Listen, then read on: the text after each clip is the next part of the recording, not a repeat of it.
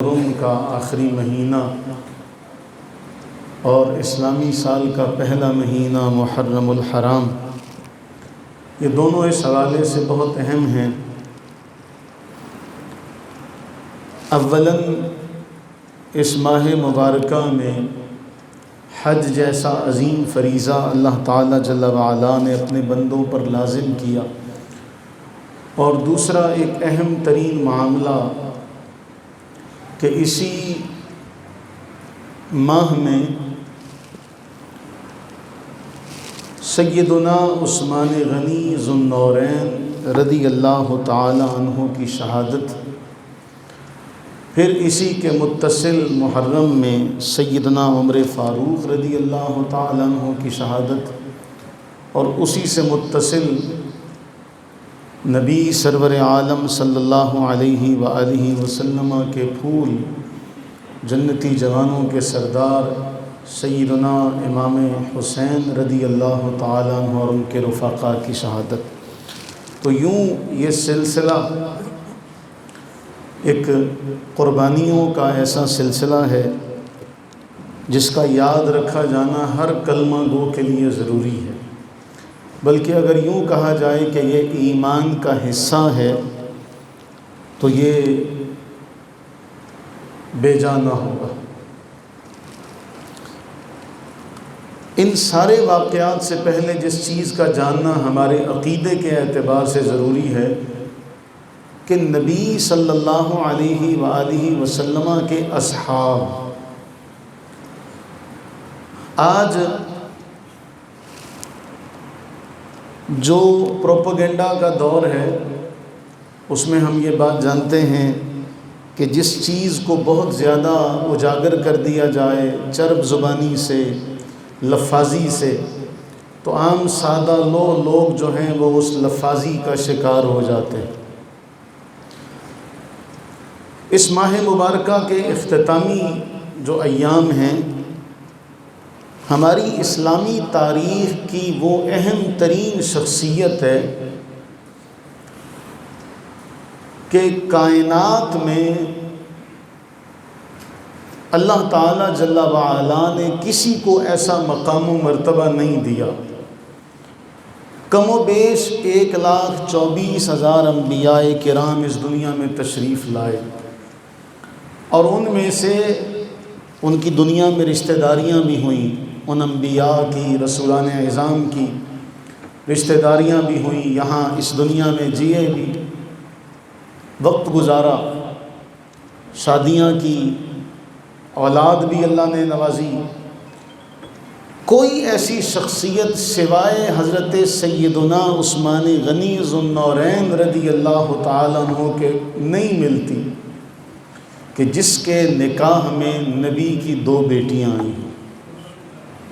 1.25 لاکھ انبیاء کرام علیہم السلام کم و بیش کی جماعت، اور ان میں ایک شخصیت جس کو اللہ نے نبی کی 2 بیٹیاں عطا فرمائی، اور نبی بھی وہ جو امام الانبیاء صلی اللہ علیہ وآلہ وبارک وسلم دائما ابدا۔ لیکن بدقسمتی یہ دیکھیں کہ آج اس شخصیت کا تذکرہ ہی کتابوں میں نہیں ملتا، جس کو اللہ نے اتنی شان سے نوازا۔ تو ان ساری باتوں کے جاننے سے پہلے مقدمے کے طور پر جس چیز کا یاد رکھا جانا ضروری ہے وہ ہے صحابہ کی ذات۔ اللہ تعالیٰ جل وعلا نے ہمیں جو قرآن عطا کیا، ہم قرآن کریم میں آج کے دور میں بیٹھے جو پرفتن دور ہے، فتنوں کا دور ہے، ہم اس دور میں بیٹھ کے بھی ان آیات کو اپنے لیے ایک بڑا اعزاز سمجھتے ہیں کہ ہماری یہ شان ہے، اللہ نے ہمیں یہ اعزاز بخشا ہے۔ مثلا جب قرآن کی آیت پڑھی جاتی ہے کنتم خیر امہ، تم سب سے بہتر امت ہو، تو آج ہم سب نبی صلی اللہ علیہ وآلہ وسلم کی جتنی امت ہے، ہم سارے اس آیت کا اپنے آپ کو حقدار سمجھتے ہیں کہ ہم اس آیت میں اللہ نے ہماری تعریف بیان کی ہے نا۔ ایسا جب ہم پڑھتے ہیں کنتم خیر امہ، تم سب سے بہتر امت ہو۔ وَكَذَلِكَ جَعَلْنَاكُمْ أُمَّةً وَسَطًا، ہم نے تمہیں اعتدال والی وسط امت بنایا۔ ہم یہ کہتے ہیں یہ بھی ہماری شان میں اتری ہے۔ جب ہم پڑھتے ہیں وَلْتَكُمْ مِنْكُمْ أُمَّةٌ، تم میں ایسی جماعت ضرور ہونی چاہیے جو لوگوں کو خیر کی طرف بلائے، برائی سے روکے، اچھائی کا حکم دے، تب بھی ہم کہتے ہیں یہ آیت ہمارے لیے ہے۔ اگر 1400 سال کے بعد بھی یہ آیات ہم اپنے لیے اعزاز سمجھتے ہیں، تو وہ جماعت جو اس وقت موجود تھی جب یہ آیات اتری، تو وہ کس قدر شان کی، عزت کی، تکریم کی حامل جماعت ہوگی۔ اگر میرے اور آپ جیسے نفس کے غلام، دنیا دار، نفس کے پجاری، خواہشات کے غلام، اگر آج کے دور میں ہم اتنی گراوٹ کے باوجود ہم یہ سمجھتے ہیں کہ ہم ہی یہ شان اللہ نے عطا کی ہے، یہ اعزاز اللہ نے ہمیں دیا ہے، تو جنہوں نے صبح و شام نبی علیہ السلام کو اپنی سر کی آنکھوں سے دیکھا ہوگا، یہ آیت ان کو نہیں پتہ ہوگی۔ تو سب سے پہلا جو معاملہ ہمارا ہے وہ ہے کہ ہم یہ بات جانیں کہ وہ کون خوش قسمت اور خوش نصیب ہیں جنہیں اللہ نے اپنے محبوب کی معیت کے لیے چنا، جنہیں اللہ نے اپنے محبوب کی زیارت کے لیے چنا، جنہوں نے اللہ کے محبوب کو صبح و شام دیکھا، آپ کی زیارت سے مشرف ہوئے۔ وہ لوگ، اللہ کے نبی نے ایک بار زبان سے حکم دیا اللہ کے راستے میں خرچ کرو، سارا کا سارا لوٹا دیا، اپنی جان قربان کر دی، اپنا مال قربان کر دیا۔ تو ہماری سب سے بڑی بنیادی ذمہ داری یہ ہے کہ ہم ان آیات کو جو اللہ تعالیٰ جل وعلا نے اپنے محبوب کریم علیہ السلام کے صحابہ کے بارے میں بیان کی، آج امت تو ان آیات کو اپنا اعزاز سمجھتی ہے، تو صحابہ کے لیے وہ کس قدر اعزاز ہوگا، ہم یہ بات نہیں جانتے۔ اس لیے سب سے پہلے تو ان آیات کو ذہن میں رکھا جائے۔ قرآن فرما رہا ہے وَالسَّابِقُونَ الْأَوَّلُونَ، وہ لوگ جو ایمان لانے میں سب سے پہلے ہیں، وہ لوگ جو ہجرت کرنے والے مہاجرین ہیں، وہ لوگ جو انصار ہیں، اور وہ لوگ پھر جنہوں نے ان کی پیروی کی۔ اللہ تعالیٰ جل وعلا نے دنیا میں ان کے بارے میں فرمایا رضی اللہ عنہم ورضوا عنہ، اللہ ان سے راضی ہے اور یہ اللہ سے راضی ہے۔ اللہ کی رضا کتنا بڑا انعام ہے، کتنا بڑا انعام ہے اگر ہم اس بات کو جان لیں۔ ہم نے کئی بار یہ روایت پڑھی ہے، نبی سرور عالم صلی اللہ علیہ وسلم نے ارشاد فرمایا، اس کا مفہوم یہ ہے کہ جب جنتی جنت میں چلے جائیں گے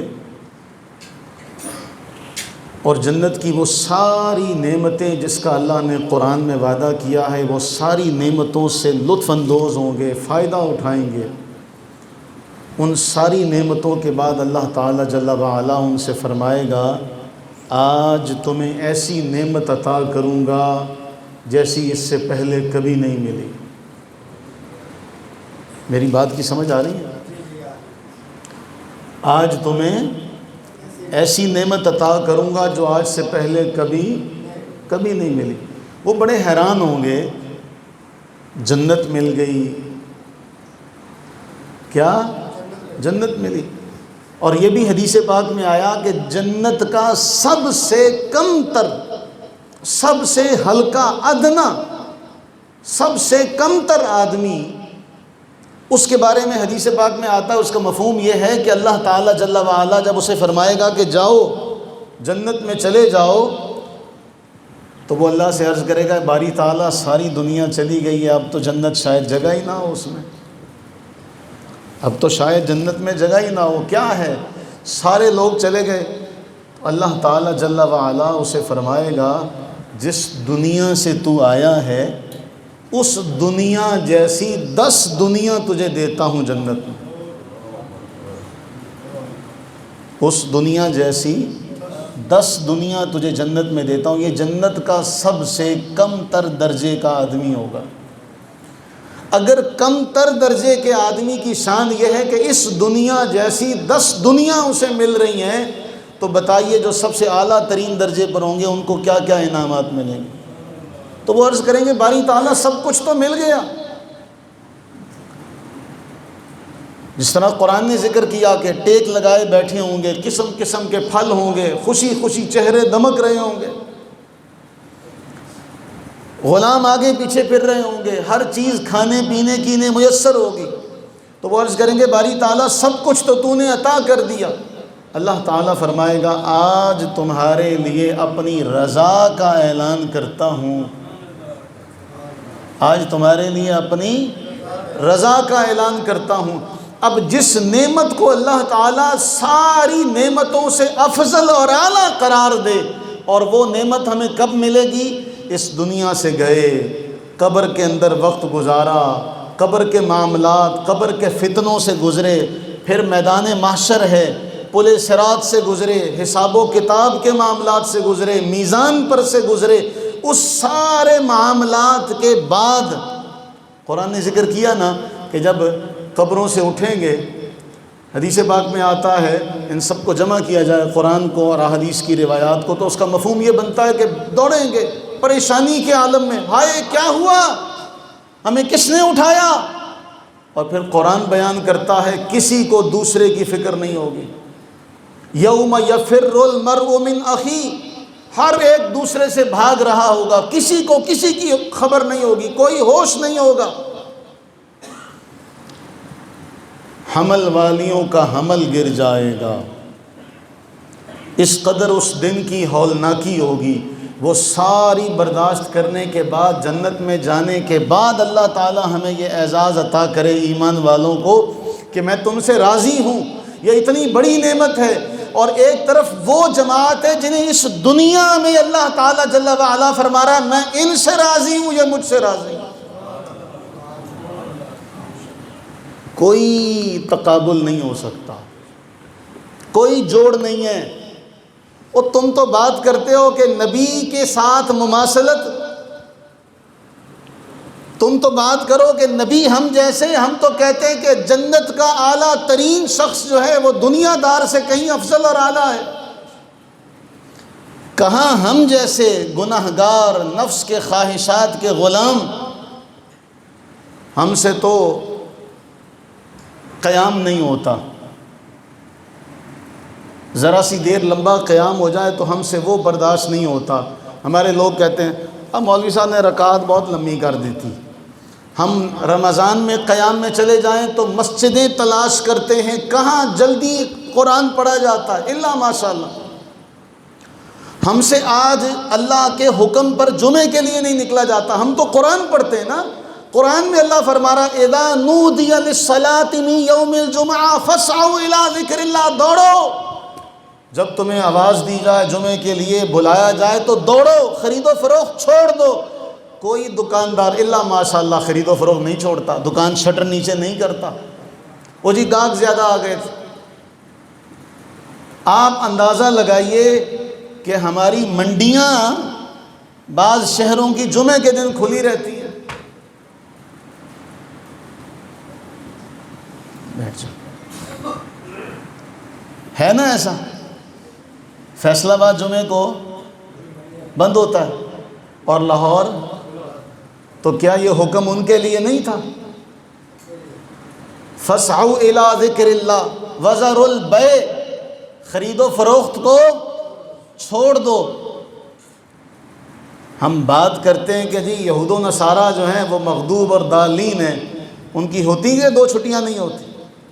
ساری دنیا پر ان کی اجارہ داری ہے، آپ چاہتے نہ چاہتے بھی ان کی چھٹیوں پر اپنی چھٹیاں کرنے کے لیے مجبور ہیں. آپ کی حیثیت یہ ہے کہ آپ اس قدر غلام اور محکوم ہیں کہ ان کی چھٹی ہو تو آپ کی اپنے آپ چھٹی ہو جاتی ہے، اور ان کی چھٹی نہیں ہے تو آپ کا کوئی بھی بڑے سے بڑا تہوار ہو آپ ڈیوٹی پر جائیں گے. تو قرآن کا جو حکم تھا ہم تو قرآن کی نہیں مانتے. وہ جماعت تو رسول اللہ صلی اللہ علیہ وسلم سے اس قدر محبت کرنے والی جماعت ہے. آپ صحابہ کی جماعت کو دیکھیں کیا ہوا تھا جب نبی صلی اللہ علیہ وسلم نے فرمایا تھا کہ اللہ کے راستے میں دو، تو وہاں سیدنا صدیق اکبر رضی اللہ تعالیٰ عنہ گھر کا سارا مال لے کر نہیں آئے تھے، اور کہا کہ میں اللہ اور اس کا رسول چھوڑ کے آیا ہوں گھر والوں کے لیے۔ اور جب ہجرت کا معاملہ ہوا تو بیٹیوں نے کیا کہا تھا کہ وہ پتھر رکھے تھے کپڑے کی پوٹلی میں، کہا یہ سونا چھوڑ کے گئے ہیں۔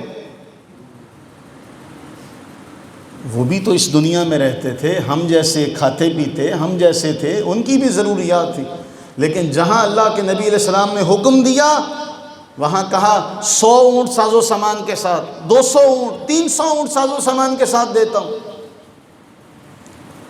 سیدنا عثمان غنی ذو النورین رضی اللہ تعالیٰ عنہ نے اس قدر سخاوت کا، فیاضی کا مظاہرہ کیا۔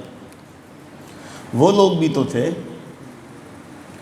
آنکھ نکل گئی، کسی نے بازو کٹوا دیا، کسی نے ٹانگ توڑوا دی۔ میں صرف اشارتاً ذکر کروں گا، نبی علیہ السلام نے کسی صحابہ کی جماعت میں سے کسی صحابی کو بھیجا کہ جاؤ فلاں جگہ پر چلے جاؤ، فلاں شخص کو اس کا معاملہ، اس کا کام تمام کر کے آؤ۔ وہ وہاں سے جب نکلنے لگے نا تو رات کا اندھیرا تھا، اس کی کو کم کرنا، رات کا اندھیرا تھا، تو اندھیرے میں سیڑھی کا پتہ نہیں چلا تو ایک کے بجائے 2 پھلانگ دی، گھٹنا ٹوٹ گیا، گھٹنا ٹوٹ گیا، اس پر صافہ باندھ لیا، اس پر امامہ باندھ لیا اپنا، اور اسی طرح سے وہ لے کر نبی علیہ السلام کی بارگاہ میں حاضر ہوئے، اور رسول اللہ صلی اللہ علیہ وسلم نے اپنی ٹانگ آگے کرو، اس پر ہاتھ پھیرا تھا، وہ ٹھیک ہو گئی تھی۔ لیکن پہلے وہ جذبہ دکھانا پڑا تھا نا۔ تو یہ کون لوگ تھے؟ یہ نبی علیہ الصلوۃ والتسلیم کے صحابہ تھے۔ اور آج بدقسمتی دیکھیں، بدقسمتی دیکھیں، ہماری بے حسی دیکھیں۔ آج حضرت عیسیٰ علیہ نبینا علیہ السلام، حضرت موسیٰ علیہ نبینا علیہ السلام، ان دونوں نبیوں کے ماننے والے کہتے ہیں ان کے ساتھ جو لوگ تھے وہ کائنات کے سب سے افضل ترین لوگ ہیں، اور ہم بدقسمت ایسے ایسے لوگوں کو اپنی بغلوں میں پالے ہوئے ہیں، آستینوں کے سانپ رکھے ہوئے ہیں، یہاں جگہ ہونے کے باوجود نہ جانے یہاں کیوں جاتے ہیں۔ وہ کہتے ہیں کہ یہ لوگ جو تھے دنیا دار تھے، کوئی بھاگ گیا تھا، کوئی فلانا تھا، کوئی فلانا تھا۔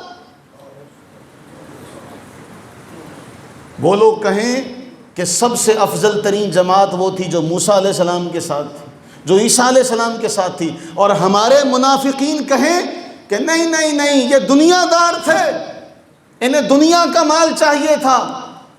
تو بتاؤ، اگلے کہیں گے تم امام الانبیاء کا کلمہ چھوڑ کے ہمارے پاس آ جاؤ، پھر تمہیں تو نبی کے دور میں ایمان والے میسر نہ آئے، تمہیں تو تمہارے نبی کے دور میں، نبی کے سامنے جن کو نبی نے براہ راست تربیت کی، اگر نبی ان کو نہیں سنوار سکے تو تمہیں 1400 سال بعد کیا سنواریں گے؟ تم چھوڑو، یہاں آ جاؤ۔ ڈوب کے نہیں مرتے ایسا بیانیہ بنانے والے، لیکن کیسے مریں گے جب ہم ہی اپنے عقائد کے بارے میں نہیں جانتے؟ جب مجھے اور آپ کو نہیں پتا، جب مجھے اور آپ کو اپنے عقائد کے بارے میں نہیں پتا، تو پھر ایسے ہی جس کا جی اٹھے گا وہ صحابہ کے بارے میں بات کرے گا اور ہم صرف نظر کر جائیں گے، کوئی نہیں جی، اس کا معاملہ ذاتی معاملہ جی، ہم اس میں نہیں بولتے۔ نبی صلی اللہ علیہ وآلہ وسلم نے ارشاد فرمایا تھا امت کو کہ میرے اصحاب کو برا بھلا نہ کہنا۔ امام احمد بن حنبل نے فضائل الصحابہ میں پورا چیپٹر لکھا، یہ پوری کتاب ہی فضائل صحابہ کے اوپر ہے، ایک ایک صحابی کا نام لے کر ان روایات کو امام احمد بن حنبل نے جمع کیا۔ سیدنا عبداللہ بن عمر کہتے ہیں کہ نبی کے اصحاب کو برا بھلا نہ کہنا، اس لیے کہ ان کا حضور کی رفاقت میں گزرا ہوا ایک لمحہ تمہاری ساری زندگی کے نیک اعمال سے افضل ہے۔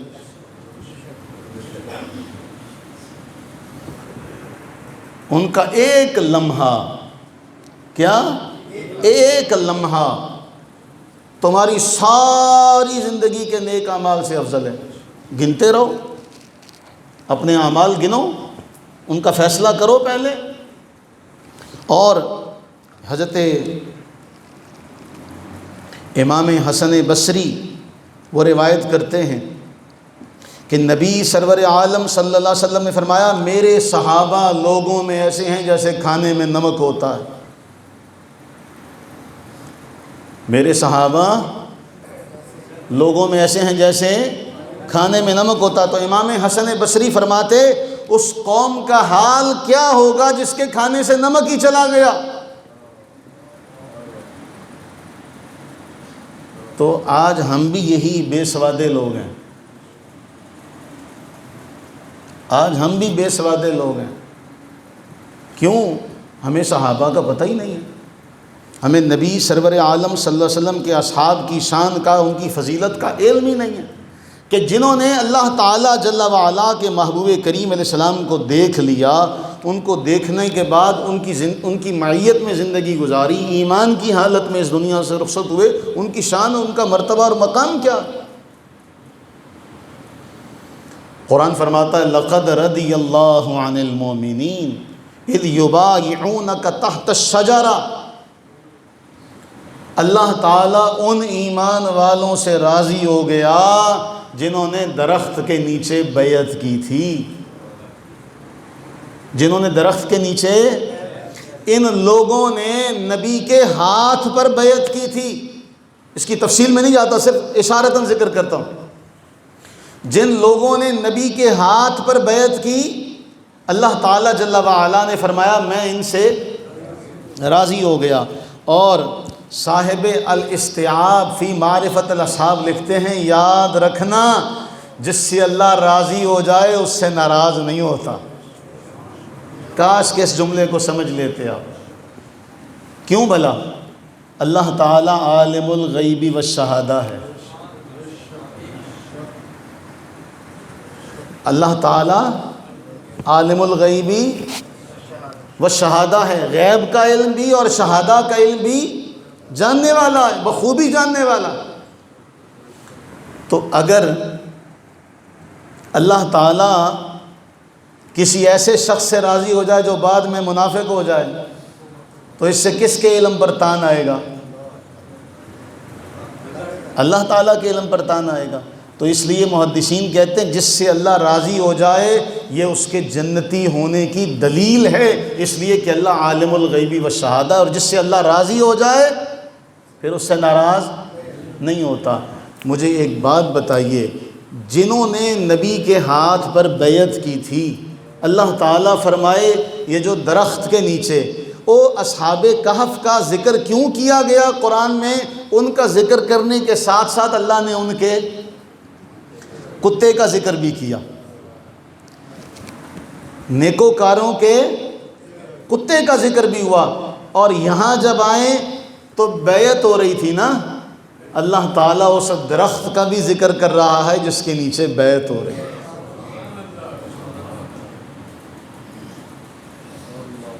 بیعت رضوان۔ اب ایک یاد رکھنے والی بات یہ ہے، یہ وہ مومنین ہیں جو نبی کے ہاتھ پر بیعت کر رہے ہیں، اور اللہ ان میں ایک وہ بھی ہے کہ جس کے بارے میں نبی علیہ السلام نے اپنے ہاتھ کو ان کا ہاتھ قرار دیا۔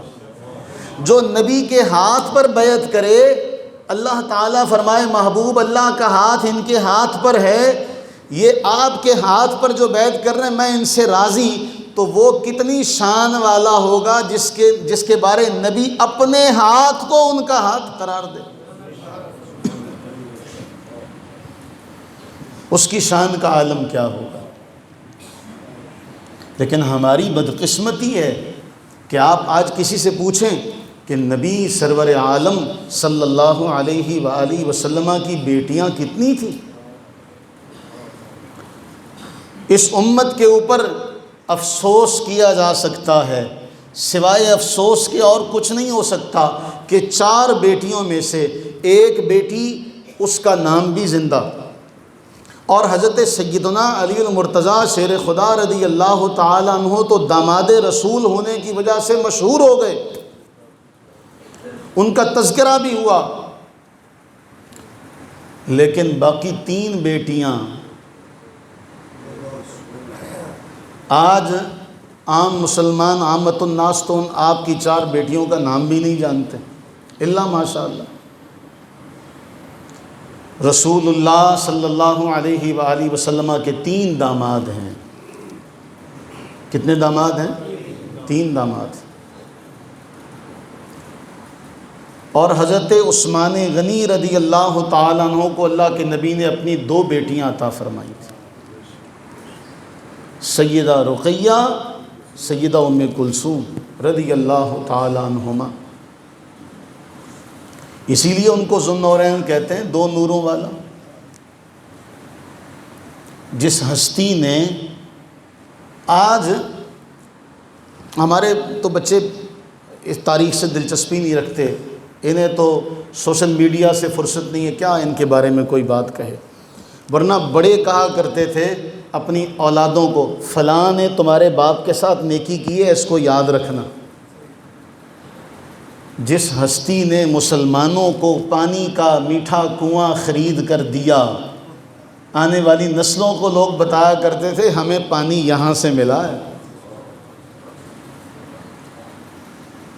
اس بندے نے ہمیں کنواں خرید کر وقف کیا تھا۔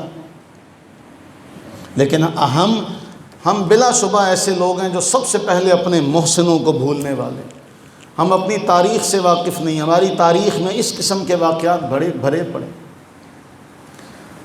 یہ اہل تشیع کا آپ پر احسان ہے کہ وہ امام حسین رضی اللہ تعالیٰ کا تذکرہ کرتے ہیں تو آپ کو یاد ہے، ورنہ انہی کے بھائی امام حسن کے بارے میں آپ کتنا جانتے ہیں کہ امام حسن کی بھی کوئی اولاد تھی، امام حسن کی بھی کوئی بیوی تھی، اس کا نام کسی کو آتا؟ اور جتنا انہوں نے اپنی عوام کو بتا دیا اتنا ہی ہم لوگوں نے بھی جان لیا، ورنہ ہمارے پاس علم نہیں ہے۔ یہ نہیں کہ ہماری کتابوں میں نہیں، ہم بے حس لوگ ہیں، آس پاس کے معاملات سے بے خبر رہنے والے، ہمیں کوئی خبر نہیں ہے ہمارے عقائد کیا ہیں، ہمارے معاملات کیا، ہم نے ان کے بارے میں جاننا بھی کوئی ضروری نہیں سمجھا اپنے لیے۔ میں اس کی ایک اور مثال آپ سے دوں چھوٹی سی، کہ ہمارا تو صرف دین روٹی تک رہ گیا، صرف روٹی تک، اور ہم اتنے بے حس ہیں کہ یہاں پر کوئی بھی شخص آئے جیسے مرضی کرتا رہے، ہمیں کوئی پرواہ نہیں ہے۔ میں بات ذکر کروں، یہاں مسجد کے ساتھ ہی چند ماہ پہلے کوئی غلہ اپنا باندھ گیا، اس غلے کے اوپر کوئی نام پتہ کسی کمیٹی کا، کسی تنظیم کا کوئی نہیں، بس یہ لکھا ہوا ہے چندہ ایصال ثواب، چندہ اللہ کے راستے میں، چندہ خیرات وغیرہ اس باکس میں ڈالیں۔ نہ کسی تنظیم کا پتہ اس کھمبے کے ساتھ لگا گیا۔ پوچھا آس پاس کے، چلتا ہوا چوک ہے نا، دن رات یہاں رونق رہتی ہے، لیکن کسی کو نہیں پتا کہ یہ کس نے باندھا ہے، کون لگا کے گیا، کون آتا ہے، کسی کو کوئی خبر نہیں۔ ہم جب چھوٹے تھے نا تو ہمیں ہمارے والد گرامی اللہ ان کی عمر میں برکت عطا فرمائے، تو وہ کہتے اپنے گھر کے آگے سے جھاڑو نہ لگانا، پوری گلی میں لگایا کرو، تو ہم پوری گلی کو صاف کیا کرتے تھے کہ پوری گلی صاف کرنی۔ آج ہمارے ہاں یہ ہے اپنے گھر کے آگے صفائی کرو، کچرا آگے دوسرے کے آگے ڈال دو۔ اللہ نہ کرے کوئی یہاں پر کوئی ایسی کوئی شے رکھ کے چلا جائے جو ہمارے لیے نقصان کا، حادثے کا باعث ہو، تو کون ذمہ دار ہے؟ وہ ہم نے غلہ یہاں سے اٹھوا دیا، وہ ایک فون آیا، وہ جی یہاں پہ غلہ لگا ہوا تھا، اچھا جی آؤ، وہ آیا نہیں بندہ آج تک لینے۔ اسی طرح کے غلے، آپ ذہنی طور پر بیمار ہو رہے ہیں، آپ کو ذہنی طور پر مفلوج کیا جا رہا ہے، کبھی اس بات کو سوچئے گا۔ اسکول کے پاس چلے جائیں، گورنمنٹ اسکول، یہاں غلہ بندھا ہوا ہے، گورنمنٹ اسکول جو ہے نا یہاں پہ، وہاں غلہ باندھا ہوا ہے۔ نشاط آباد اسکول چلے جائیں، وہاں پہ غلہ بندھا ہوا ہے۔ امین ٹاؤن والے روڈ پر چلے جائیں، وہاں پہ 2-3 کھمبوں کے ساتھ غلے بندھے ہوئے ہیں، کہ کوئی نام نہیں، کس نے باندھے؟ اسکولوں کے ساتھ گلہ رکھنے کا مطلب یہ ہے ذہنی طور پر بیمار قوم پرچہ دینے جا رہے ہیں، 10-20 روپیے گلے چپا دیے، پرچہ اچھا ہوگا۔ بیمار قوم، محنت نہیں کرنی، کتابیں نہیں پڑھنی، وہ گلے میں پیسے ڈال دو شاید اس لیے پاس ہو جائیں گے۔ یہ ہماری ذہنی سطح ہے۔ دوسرا معاملہ، ابھی 2 دن پہلے درس میں حدیث پاک گزری، میں پھر عرض کرتا ہوں، نبی علیہ السلام نے فرمایا انسان کی موت کے ساتھ اس کے سارے اعمال منقطع ہو جائیں گے۔ تھوڑی دیر کے لیے اپنے آپ کو مردہ تصور کریں، تھوڑی دیر کے لیے مردہ تصور کر کے یہ دیکھیں کہ ہمارے بعد یہ کیا کریں گے، ہمارے گھر والے ہمارے بعد یہ کیا کریں گے۔ جانتے بوجھتے بھی آپ جتنا مرضی پڑھ لکھ جائیں، آپ کو 100 بار نہیں 1000 بار بتایا جائے کہ یہ میت کا کھانا دل مردہ کرتا ہے، لیکن آپ وہ کھانا بنائیں گے بھی، اس کے بغیر ہمارے کلوں کا ختم ادھورا رہتا ہے، بے رونقہ رہتا ہے۔ کہاں سے سیکھا آپ نے یہ کہ جی مسجد میں فروٹ کا جب تک ڈھیر نہ لگے، پڑھے سے پڑھا لکھا بھی اس تھوڑی دیر کے لیے اپنے آپ کو مردہ تصور کر لیں، پھر دیکھیں کہ آپ کے بچے بھی یہی کریں گے، آپ کا کلوں کا ختم ہوگا۔ اور ایک بات میں نے کہی تھی، میں پھر دوبارہ دہراؤں، بدقسمتی ہے کہ سنا نہیں جاتا۔ فوتگی ہو گئی، جنازہ ہو گیا، سب ملنا اپنا ضروری فرض سمجھتے ہیں، اس بیچارے کو ہوش ہی نہیں ہوتا۔ مسجد میں حضور نے فرمایا سب سے بہترین صف اگلی صف ہے، وہ پیچھے آڑے ہو، جتنے نوجوان ہیں وہ سارے پیچھے بیٹھتے ہیں۔ سب سے بہترین صف اگلی صف ہے، سب سے بدترین صف آخری صف ہے۔ حضور نے فرمایا خیر الصفوف شر الصفوف، میں جو اللہ پیچھے رہتا پھر پیچھے ہی رہ جاتا۔ جنازہ پڑھنے جائیں تو کیا ہوتا، وہ آگے آ جا۔ ہم وہ منافق ہیں معذرت کے ساتھ۔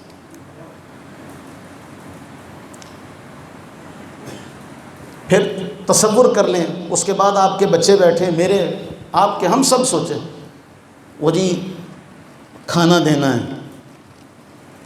برادری والے آئیں گے، 7 کا ختم ہوگا، 10ویں کا ختم ہوگا، 40ویں کا ختم ہوگا، 40 دن روٹی جائے گی، پڑھے لکھے بھی بے وقوف ہیں، اس کے بعد 40 دن کے بعد مردہ کہاں سے کھائے گا؟ کہتا ہوں وہی بات سمجھتا ہوں جسے حق، نہ ابلہ ہے مسجد ہوں نہ تہذیب کا فرزند، اپنے بھی خفا مجھ سے بیگانے بھی ناخوش، میں زہر حلاحل کو کبھی کہہ نہ سکا قند۔ اور پھر اس پہ پتہ ہے کیا ہوگا، اس میں پانی زیادہ ہے، اون طرح دا کھتیاں نے ابے دا ختم دوایا تو کسے کام دا گوشت نہیں پکا۔ آ روٹی فوتگی تے روٹی صحیح دے دیں دے، نان صحیح نہیں سی ہے، آ گوشت مینوں بوٹی نہیں لبھی، تو میرے آپ کے بھی ایسا ہی معاملہ ہوگا، وہ پڑھنے پڑھانے والا سلسلہ نہیں ہوگا۔ حضور نے فرمایا تمہاری زندگی کے ساتھ تمہارے اعمال منقطع ہو جائیں گے، پیچھے کیا ہے، شان پورا۔ 3 چیزیں ہیں جن کا ثواب جاری رہے گا۔ صدقہ جاریہ، کون سا کام کر کے جا رہے ہیں میں اور آپ کے، ہم کہیں جی ہم صدقہ جاریہ، ہمارے مرنے کے بعد بھی اس کا ثواب جاری رہے گا۔ علم جس سے لوگ فائدہ اٹھائیں، وہ علم کون سا ہم نے پھیلایا؟ نیک اولاد جو ہمارے جیتے جی مسجد میں نہیں آتی، بولو، تو یہ اولاد جو ہماری سگی نہیں ہے، وہ اللہ اور اس کے رسول کی اور اس کے صحابہ کی سگی کیسے ہو سکتی؟ میں کس کے ہاتھ پہ اپنا لہو تلاش کروں، تمام شہر نے پہنے ہوئے ہیں دستاں۔ اس لیے عزیزو، رونا ہے، المیہ ہے، دکھ ہے، اس کے سوا کچھ نہیں۔ ہم لوگ سوئے ہوئے ہیں، ہمیں بس اپنے کھانے پینے سے غرض ہے، اس کے سوا کچھ نہیں۔ اللہ تعالی ہمارے حال پر رحم فرمائے، ہم یہی کہہ سکتے ہیں۔ تو کل 23 ذوالحج